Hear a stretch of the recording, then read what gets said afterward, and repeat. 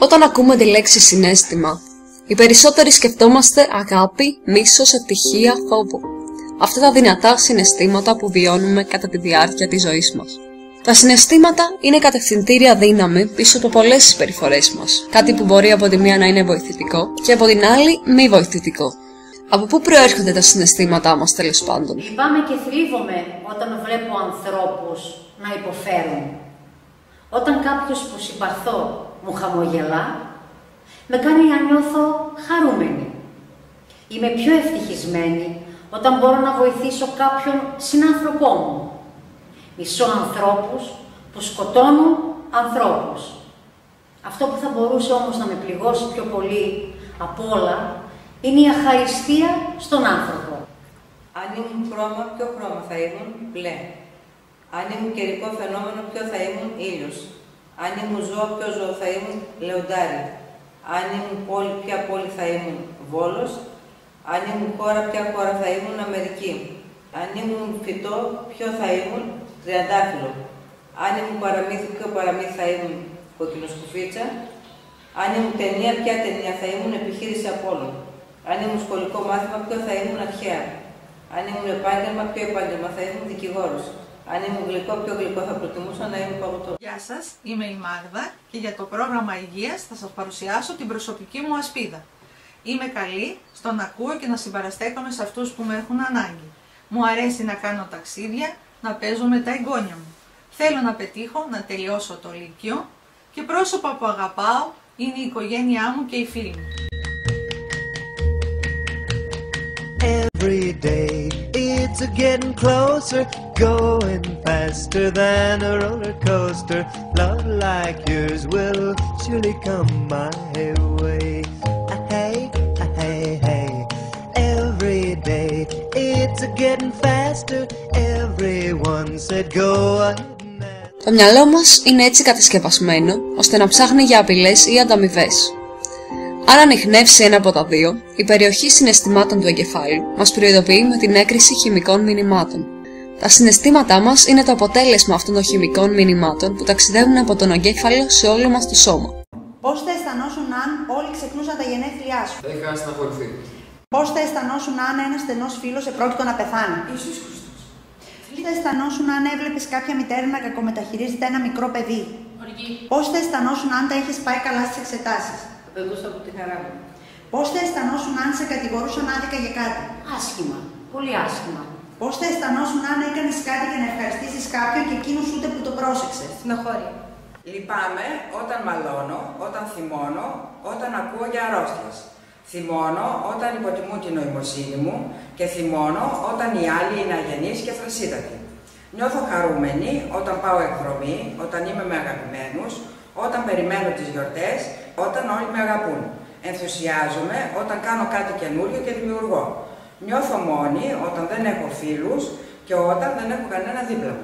Όταν ο εγκέφαλός μας ανιχνεύσει μια πιθανή απειλή, εκρίνει τις ορμόνες του στρες, αδρεναλίνη και κορτιζόλη, οι οποίες μας προετοιμάζουν για μια αντίδραση μάχης ή φυγής. Όταν ανιχνεύσει κάποια ανταμοιβή, κάποιος δηλαδή να κάνει κάτι καλό για μας, ο εγκέφαλος μας εκρίνει ντοπαμίνη, οξυτοκίνη και σερωτονίνη, τα χημικά στοιχεία που μας κάνουν να αισθανόμαστε ωραία και μας δίνουν κίνητρο να συνεχίσουμε τη συγκεκριμένη συμπεριφορά. Στις περιπτώσεις αυτές, η περιοχή συναισθημάτων του εγκεφάλου αναλαμβάνει δράση πριν την περιοχή της σκέψης. Κάποιες φορές οι αντιδράσεις του συναισθηματικού μας εγκεφάλου είναι τόσο ισχυρές που κυριαρχούν στις συμπεριφορές μας και είμαστε ανίκανοι να σκεφτούμε λογικά τη στιγμή εκείνη. Τα συναισθήματά μας κάνουν αεροπειρατεία στο μυαλό μας. Ήμουν κι εγώ εκεί. Είμαι η Χαρά. Χαρούμενο πλασματάκι. Ήταν εκπληκτικό. Για 33 δευτερόλεπτα. Είμαι η Λύπη. Γεια σου. Και έτσι γίναμε πολύ. Κάτι βρωμάει εδώ, παιδιά. Αυτή είναι η αηδία. Προστατεύει τη Ράιλι από δηλητηριάσεις. Μπρόκολο. Και εσύ πάει αυτό! Αυτός είναι ο θυμός. Κλειστή στροφή! Και αυτός είναι ο φόβος. Υπεύθυνος για την ασφάλεια της Ράιλι. Αυτές είναι οι αναμνήσεις της Ράιλι. Μπράβο! Είναι χαρούμενες όπως βλέπετε. Τι έγινε? Λύπη. Κάτι έκανε στη μνήμη. Ράιλι, είσαι καλά? Καλά, νομίζω. Δεν ξέρω. Άλλαξε το χαρά! Προσπαθώ. Είναι ανώση! Άστο! Οι κεντρικές μνήμες! Όχι, όχι, όχι, όχι. Τώρα μπορώ να αρχίσω να ουρλιάζω. Πολλές φορές στη ζωή μας δεν καταφέρουμε να διαχειριστούμε το θυμό μας σωστά. Με αποτέλεσμα η λάθος συμπεριφορά να γίνεται συνήθιο. Γι' αυτό θα μπορούσαμε να κρατάμε ένα ημερολόγιο. Τώρα η Ελένη θα μοιραστεί μαζί μας ένα κομμάτι από το δικό της ημερολόγιο, ούτως ώστε το θέμα να γίνει λίγο πιο κατανοητό. Ημερολόγιο θυμού. Ημερομηνία 15/1/2016. Πριν το θυμό. Στο παιδί μου είπα να κάνει τα μαθήματα, αλλά αυτός δεν μ' άκουσε και βγήκε έξω με τους φίλους να παίξει. Αρχική μου σκέψη. Έχει πάρει πάρα πολύ αέρα και με αγνοεί. Συμπεριφορά. Το μάλωσα, το φώναξα και τον έβαλα τιμωρία. Τι συμβαίνει μετά. Το αγνώρισα και εγώ για 2 μέρες. Ένα από τα πιο βασικά ζητήματα όσον αφορά το θυμό είναι ο τρόπος με τους οποίους τον διαχειριζόμαστε. Παρακάτω ενδεικτικά θα δείξουμε μερικούς από αυτούς. Ένας τρόπος είναι η αδιαφορία. Ρε εσύ αγάπη, πάλι στον υπολογιστή, δηλαδή δεν έχεις υποχρεώσει αυτό το σπίτι. Καλά μωρέ, πώς κάνεις έτσι. Καλά, αδιαφορία. Ένας άλλος τρόπος είναι να το αντιμετωπίσεις με χιούμορ. Ρε εσύ αγάπη, πάλι στον υπολογιστή, δηλαδή εσύ δεν έχεις υποχρεώσει αυτό το σπίτι. Πώς κάνεις έτσι μωρέ Γιώργο. Καλά, πάμε με τη σερβίση. Υπάρχουν βέβαια και άλλοι τρόποι να αντιμετωπίσει κανείς το θυμό του. Να πάει μια βόλτα, να κάνει ασκήσεις αναπνοής, να ακούσει λίγη μουσική, ας χρησιμοποιήσει ο καθένας ό,τι τον βοηθάει περισσότερο. Αυτή τη στιγμή η Νικολέτα θα σας παρουσιάσει μία άσκηση διαφραγματικής αναπνοής που κάνει σε περίπτωση άγχους. Εισπνέει 3 δευτερόλεπτα και εκπνέει 6 δευτερόλεπτα, μετρώντας σιγά σιγά από μέσα της.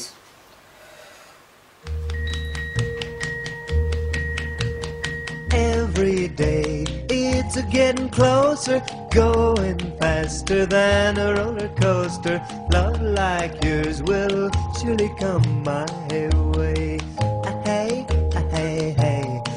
Every day it's getting faster. Όλοι οι άνθρωποι αργά ή γρήγορα στη ζωή τους αντιμετωπίζουν κάποιες συγκρούσεις. Ωστόσο, αυτές οι συγκρούσεις μπορούν να επιληθούν. Όπως θα δείτε στο παρακάτω βίντεο, κάποιες από αυτές τις συγκρούσεις δεν έχουν αίσιο τέλος. Γεια σου παπά. Γεια σου αγάπη. Τι κάνεις. Καλά. Μπορούμε να συζητήσουμε κάτι. Τι θέλεις. Παπά, μαζί με τις φίλες μου αποφασίσαμε φέτος το καλοκαίρι να πάμε σε Σαντορίνη, θα μου αφήσεις. Σαντορίνη. Ναι.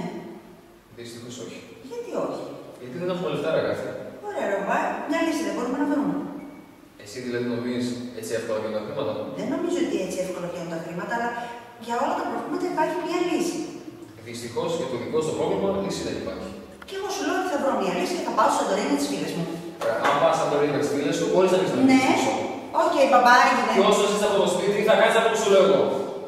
Ωστόσο, αν μια σύγκρουση διαχειριστεί σωστά, μπορεί να καταλήξει σε συμφωνία. Γεια σου, παπά.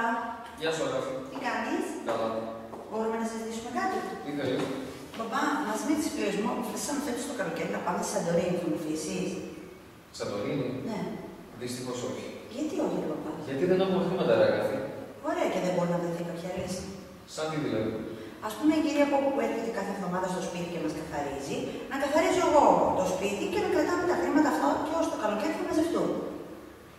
Αν νομίζω ότι μπορείς να το κάνεις, κάτω και πήγαινε. Ωραία. Ωραία, ευχαριστώ, ευχαριστώ. Οι σκέψεις μας μπορούν να επηρεάσουν τα συναισθήματά μας.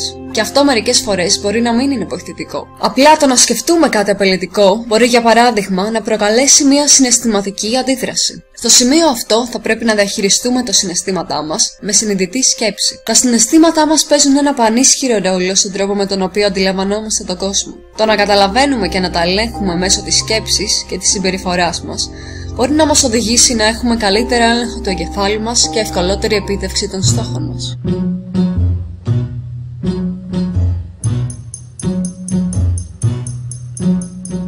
Catch a falling star and put it... Από αυτό το πρόγραμμα αποκόμισα πάρα πολλά στοιχεία, σκέφτομαι καλά και το θυμώ για όλα.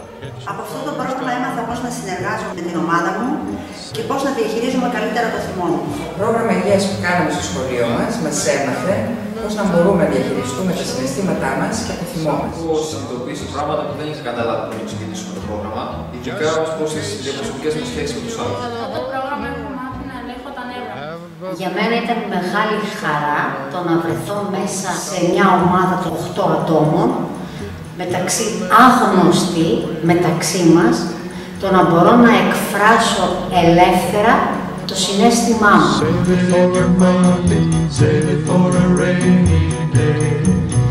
For love may come and tap you on the shoulder. some starless night. And just in case you feel you wanna hold her, you'll have a pocket full of starlight. Pocket full of starlight.